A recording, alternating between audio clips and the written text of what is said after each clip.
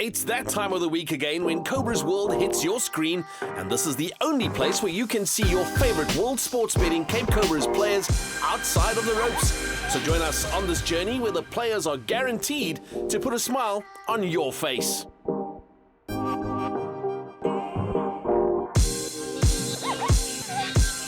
In this episode, Dane Paterson takes fellow seam bowlers Akhona, Mnyaka and Nandre on a cultural experience to the colourful neighbourhood of the Bo-Kaap, and the players provide a little insight about their teammates by answering some interesting questions. Over to you, Dane. How's it, guys? Welcome. We're just going on a special little trip in Pato's tour diaries. Our special guests are Akhona and Nandre. So seeing that they are not from Cape Town, so I'll be taking them on a little trip of Bo-Kaap. Say top Cape Town. Let's go.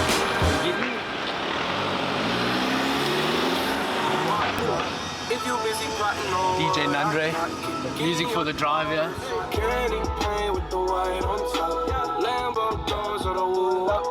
Tell me a bit about Bo-Kaap here, like what is it and stuff like that. Oh, as I said, it's a heritage site for Capetonians. Okay. So, can I ask a question? Is it like well known for its culture or just Well known for its culture and the food that they make there. food that they make? Yeah, and they make What type of food? And they make, well, obviously curries.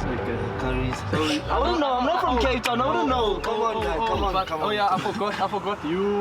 You ate like 14 pieces of KFC. Yeah. A whole bucket himself. Was it a whole bucket yourself there, okay? Yeah, I was trying to bulk up, bro. A whole bucket yourself, man. I was trying to, but It's quite a healthy way of bulking up. It worked well there, fella. It worked well, I was trying, guys. It worked well, What do boy. you weigh? Still 66. 70. I was on top of it. So the bulking's working, eh? Must be all the oil in there. That bucket. You take a serviette. Do you take a serviette and dab the chicken off first, or do you go stuck Why in? would I do that, You bro? go stuck Straight into the in. oil, eh? So AK doesn't drive. Yeah. He thinks he can drive. I can drive. No, actually I can drive, but I just don't have my learners. You're not used to this, Nana. Yeah, it's the This is mountain. the back of Table Mountain. As you can see, we also have a little concrete jungle, not big as Joburg, so It's nothing compared to nothing Joburg. compared to Joburg, but I think that site beats any site jungle. there. We almost didn't have water, but we got water again. We just got water again. Just got enough water. I came just in time for the water. Just in time for water. This is the beginning of Bo-Kaap. That's all the colourful houses and stuff. Yeah. Look at all those people with Springbok shirts on. See, that's what I like to see. You know what a cook sister is? It's like a delicacy. Yeah.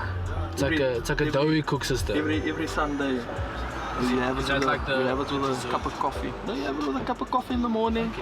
I don't know about AK probably needs water on a Sunday morning. Can't have coffee. Yeah, I can't have coffee. So I need water. yeah, you need Over here? water. Yeah, over here. Oh.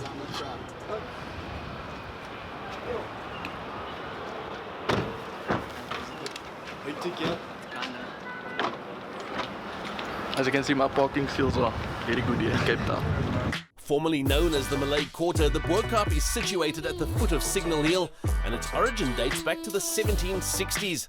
The houses are a mix of Cape Dutch and Georgian architecture, built on steeply cobbled roads, initially created to be leased to slaves from Malaysia, Indonesia and the rest of Africa. The houses were originally painted white.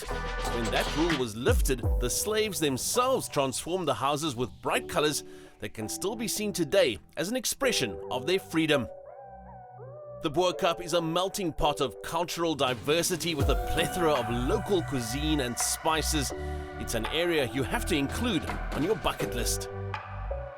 One of these cultures is the Cape Minstrels, which has a long history in the area.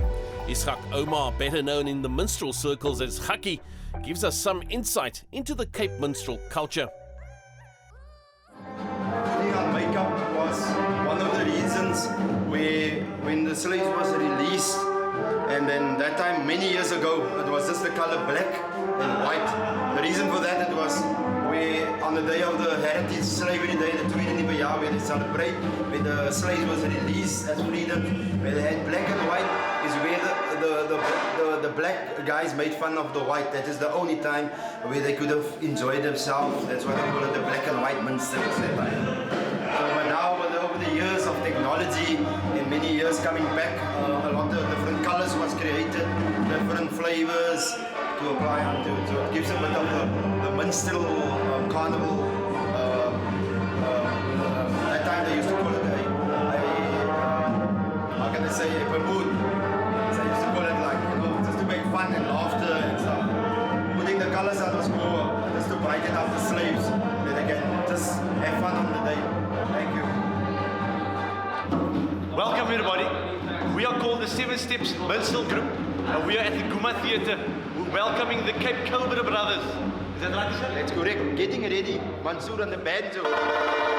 At the back, guys are getting ready for accent, guma, brass band, trumpet and trombone. We're hitting the heritage and we're welcoming the guys, the Cape Cobras, to welcome to Cape Town. It's summer and it's New Year. We know that New Year. So come along to me.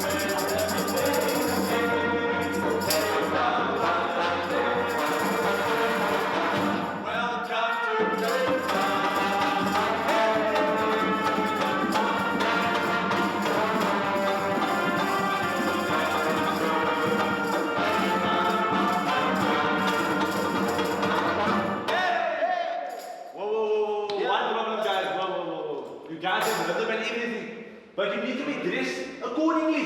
Yeah. Come with me. Come. Get done. Cape Town flavor. It's safe to say the players are having a great time with the Seven Steps Minstrels at the Guma Theatre. So while they are getting themselves fully involved in the experience, let's change the pace and see what the players think about each other. Which teammate is most likely to max out a credit card? It has to be Dane Paterson. Pato, eh? Dane Paterson. Dane Paterson. Dane Paterson. Dane Paterson. Dane Paterson. Probably Dane Paterson. It's the word around the team is he likes to copy the cards I have. So if I'm gonna max out the credit cards, he's gonna follow suit quite nicely. Bedingham and Verena they don't qualify for this question because they're so tight about their money. Dane Paterson. Reason being, we were in India last year, and usually in the team setup there's a speaker somewhere just for music around the changing room. Albeit that we had like 2 speakers already, Dane was like, nah, he's gonna go buy a speaker. He goes to buy a speaker, ends up buying this massive ass speaker. Then he's like, how's he gonna get it home? So he goes to I think it was Samsonite or Celine or something, to buy a bag big enough just for the speaker, just to take it home with him. So I was like, money well spent, I guess. Hey Pato, we need to have a chat, I think. Who is most likely to have expired food in their fridge? AK. Akhona, Mnyaka. AK. Akhona, Mnyaka. Akhona. I love Woody. I would have to go for Jason Smith, partially because he's too lazy to get off the couch. Jason Smith. Just because he just lums and like you'll forget the food in the fridge. I would think that would have to be Zubair Hamza. He never finishes his food and he'll never eat old food. It has to be fresh and it has to be his mom's cooking. Well, sometimes you need bacteria to fight illness, I think. Which teammate does the most admin? Carl and Dane Paterson. Dane Paterson. Sure, sorry Pato, but it's you again, bro. Dane Paterson. Just got to make sure that your clock's in, eh? Definitely Dane Paterson. Definitely Dane Paterson. He's always under the pump. And definitely Dane Paterson, Pato. Yes. I've seen Pato have a couple phone calls. I don't know if it's good or bad, but I know that he calls his missus a lot, which obviously means he loves her a lot, which is important, I guess. I'll give to Dane Paterson as well, because he's always talking to his girlfriend. Like everything we do, he's taking videos, even if we're chilling, sending videos to his girlfriend, which, yeah. You know what they say? Happy wife, happy life, girlfriends included. Definitely Carl Verena. His lady is quite involved, and she's the captain of the Wags, I'd say.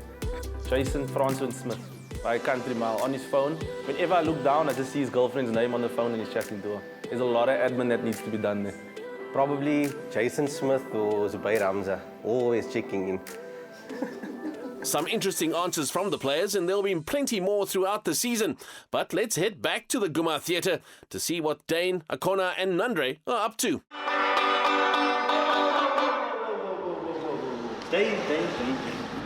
You need to make love to the banjo. You can't be wild with the banjo.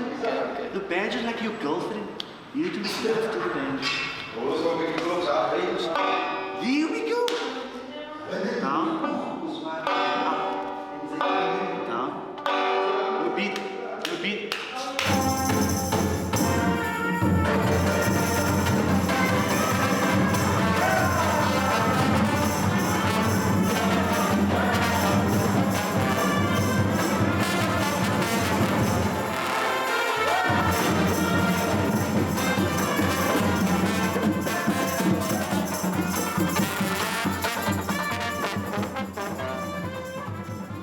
Just watching them singing and dancing makes me want to paint my face and put on those vibrant outfits.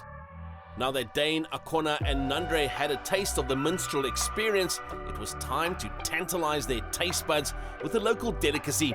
In the Malay culture, it has become a tradition to have a koesister on a Sunday morning, not to be confused with the Dutch-style koeksister. The traditional Malay koesister is a mix of spices that can, in a sense, be described as a fried, oval, spicy dumpling. Maybe I should let the expert, Fatima Abrams, give you the proper description of what this amazingly delicious treat is all about. You see the twirly one though, but This is the traditional Cape Malay one. The twirly one is the pure cook system, the twisting. Okay, I see that. The texture is a lot different, it's harder. This one is spicier. And it has the coconut in the center, the traditional way, in other words.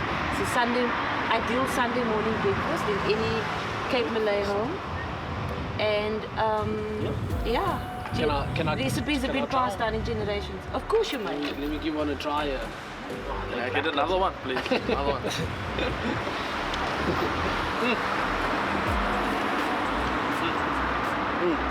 Bringing me back. It's a Sunday morning. No, it's not. Not Sunday morning. We're just pointing you. Oh. Okay, so guys, I've got to run. I've got some more to make. I've got another big order. And for me, enjoy. So. Thank you very much. Okay. Thank you, that's lovely. Have another one, Sherman. Don't worry about Sherman, man. Okay. We walked a lot here. Bo-Kaap, the hills here. Don't worry about Sherman. I'll have another one. Have another one. Plus, you must fucking pass, cause don't look 100%, man. Yeah, you also want to eat. Plus, coach said he wants them as well, man. Yeah, we must keep it coach. But I'm gonna have another one. The big coach is small one. Yeah, it's good after his tummy, man. Unlucky Sherman, man. He falls off gun now. Later, we're sorry, guys. Okay. Sorry. Well, we hope you enjoyed this episode of Cobra's World and promise there'll be plenty more to see in future episodes. For now, follow us across all our social media platforms. Until next time.